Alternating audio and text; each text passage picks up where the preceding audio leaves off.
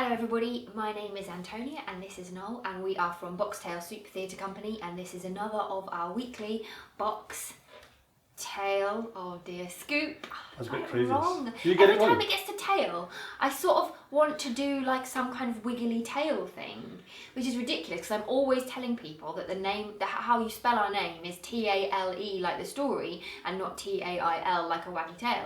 So I don't know what's the matter with me, but anyway, there we go. There's always Been a long next week. time. There's always next time.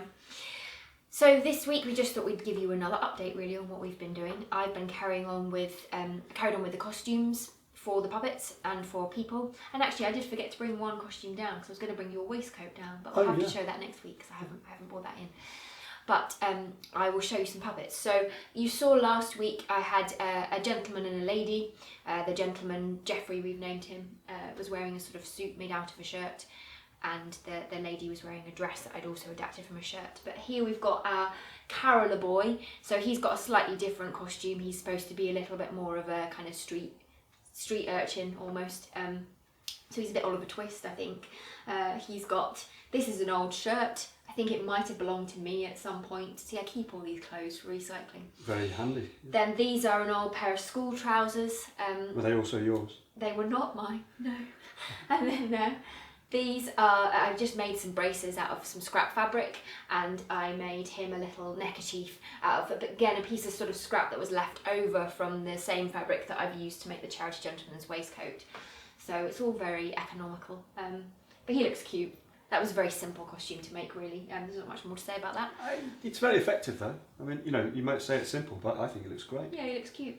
And then over here we've got our charity gentleman, who you will have seen in various stages in fact, so we thought we'd show you him again, and he is now finished. So his suit, again, I made the top half of his suit, the tailcoat part, out of a black shirt, and then I added a piece of black fabric which I adapted into trousers, and then he's got a piece of this fabric to make his waistcoat, a little piece at the top in fact where it's sort of a little bit of white just in case the cravat didn't cover it all, and then a nice white cravat, and we've given him a little button pin. I love that little detail. Little detail, yeah. So he looks very smart, very ready to go I think. So that's him. And then next to him on his right, is that right? Yeah. I'm really bad at left and right. Is Topper, who is going to appear in the party with Fred and Fred's wife, who you saw last week. So I've given him a nice, because he appears in Christmas Present, he's got the nice Christmassy, very Christmassy colours. So I've given him a lovely, very Christmassy waistcoat in a nice green. And given that they are appearing at the party inside Fred's house, and for practical reasons, Fred, played by me, will just be wearing a waistcoat, no tailcoat. I wanted him to match with that, so he is just wearing a waistcoat over a shirt to fill in. And again, his trousers are made of a piece of fabric, which in fact I've used a little bit of interfacing sort of stiffener in the waistband of them, just to make sure that they don't hang completely flat.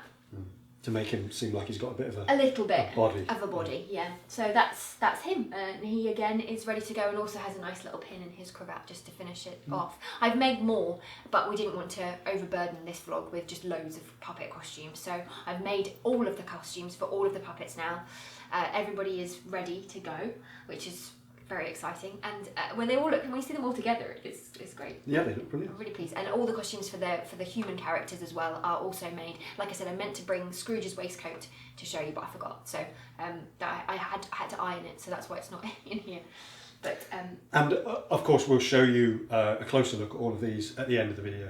So even though I'm sort of blocking them partly, we will show them a little more detail. I've also got started on the headdresses for the Ghost of Christmas Present and the Ghost of Christmas Past, and I've also made Marley's head, what we both have. You started it off, and then I've been sort of finishing it off over the last couple of days. So yeah, it's all going. It's been a really, really busy week, in fact, because we've got a week of rehearsal again next week. Yes.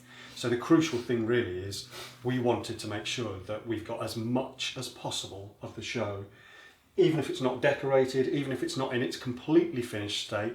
I mean, fortunately, you've managed to do everything with all of the costumes. Yes. But it may be that there's a couple of bits and pieces of wreaths or things like that that aren't quite finished. Certainly the set isn't going to be completely decorated, but we wanted to be in a position where we can use as much of it as we possibly can in the rehearsal, because there is no substitute for having the physical object, Exactly. being able to use it, knowing whether you're going to encounter any problems with it, knowing whether, you know, there's actually something that we've built that we go, you know what, that doesn't work in its present state.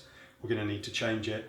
Getting used to the feel of the puppets. Yes, which is why it's really important to get the costumes for the puppets all complete, because they have a different weight, obviously, once the costume's been added, and they have, therefore you have to kind of work out how they move.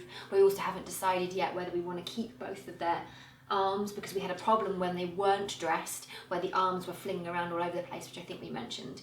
Yeah. So they've definitely stabilised with costume on, so we're leaving them for now and seeing how we feel next week. But so it's crucial really to get as much of that finished as we could, because we've got that week of rehearsal, then we've got more time to go and decorate and kind of beautify and dress the set and make it all look as nice as it possibly can. But in the meantime, we wanted to be able to use it all in rehearsal and make sure that we get a feel for it all. To that end, I have been building all kinds of things. Now I've finished with that damn door, which I love, by the way. Very happy with it. it's great. I have made the stands that you can see that the puppets are now on, so they'll be used for the show. So I've made a bunch of those for the puppets that we've got. I've also made various other stands for pieces of set. I've made the rest of the foam board set that's going to stand around the door. So again, we'll show you some of this in a moment. And I've started working on some of the smaller bits and pieces of props as well. So like these little lamps here, we're going to have some of these on stands. This one is obviously just a cardboard prototype because we wanted to get an idea of how big they needed to be. This isn't quite big enough, in fact. No, we're going to go sort of 2 centimetres overall larger, and then we think that can be about right. And that's going to sit on top of a sort of a lamppost, and it will have a little light inside it that we'll be able to turn on and off. So that should give us like a nice little bit of atmosphere. So that'll be good. And once I'm finished with those, I've got just a few other little props to make. And then really for rehearsal next week, we should be all right, I think. Yeah, it might be a couple of slightly late evenings after the first 2 days where we're as usual quickly finishing something off that we can try out, or where something maybe hasn't worked that we have to then adapt. But yeah, we're in a pretty good position, which is great. So I think now we're going to I'm going to get out of the way basically so that Niall can show you all the things that he's been building. But thank you very much again for watching. Hopefully you will carry on watching Niall's amazing set, and we will see you again next week. And in the meantime, do the stuff. Yeah, like, subscribe, leave us a comment. That would be absolutely fantastic and helps us get the video seen by more people. Buy some tickets if you want to come. They're going really quickly now, which is lovely. So do come along and see the show if you can. And yeah, we'll see you next week. Okay, so I thought I would try and give you a very quick look at what I've been building set-wise. You would have seen some of it in the background, but because it's all plain white, it's a little bit difficult to make out the details at the moment. So these are built from foam board, which is pretty hard wearing stuff. It's fairly tough and very easy to cut, which makes it great for cutting stuff like this. But it does then need papier-mâché, as we've said before, because it's very susceptible to being knocked or poked. It'll be very easily punctured on the skin of it, or some of these bits could easily be bent, in fact, if you caught them at the wrong angle. So once it's covered with papier-mâché, it's much tougher and a lot more durable. These are built onto wooden stands.